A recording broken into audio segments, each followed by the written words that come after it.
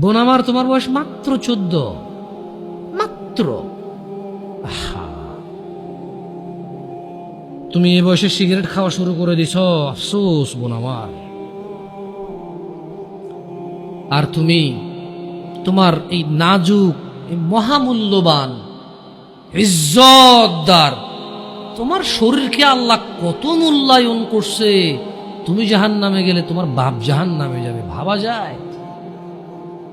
মানে তুমি তোমার বাপের কান, তুমি তোমার ভাইয়ের কান, তুমি তোমার স্বামীর কান, ওরা হলো মাথা।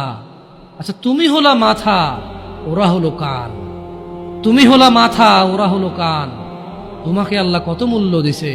কারণ মাথার মধ্যে যদি কেউ বাড়ি দেও, কি বাঁচবে? বাঁচবে না। যত বড় ডাক্তার, কবিরাজ, যত উন্নত চিকিৎসায় নিয়ে যাক, যদি ওর মাথা ফেটে চৌচির করে দেয়, মস্তিষ্ক বেরিয়ে যায়, ওর বাঁচার চান্সেস কতটুকু, বাঁচার কতক্ষণ আছে? তোমাকে, তোমার এই ছোট্ট 3.5 হাত বডিকে আল্লাহ কত ইজ্জত দিছে, কত সম্মান দিছে। যদি কেউ তোমাকে জোর করে জানা করে, তাকে, সে যদি বিবাহিত হয়, তাকে জুমা মসজিদের সামনে অথবা মহাসমাবেশে প্রকাশ্যে কোমর পর্যন্ত গেড়ে পাথর মেরে মেরে মেরে ফেলতে হবে। কেন? সে তোমার গায়ে হাত দিলে।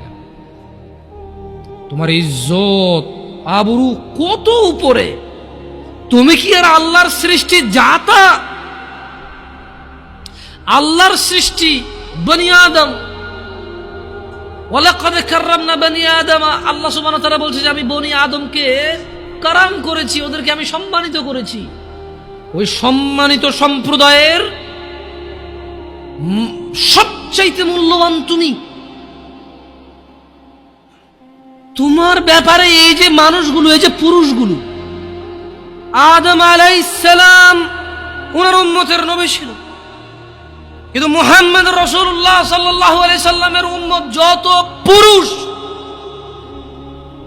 এইবার সে রাজা মহারাজা, এইবার সে কিছু একটা, সে যদি পুরুষ হয়, সে যদি মুসলিম মনে করে নিজেকে, তাকে তার রাসূলটাকে বলছে, এই আমার উম্মত যদি তুই নিজেকে মনে করিস, তবে শোন, একজন উত্তম নেক সৎ স্ত্রী দুনিয়াতে যা আছে এর চাইতে বেশি মূল্যবান।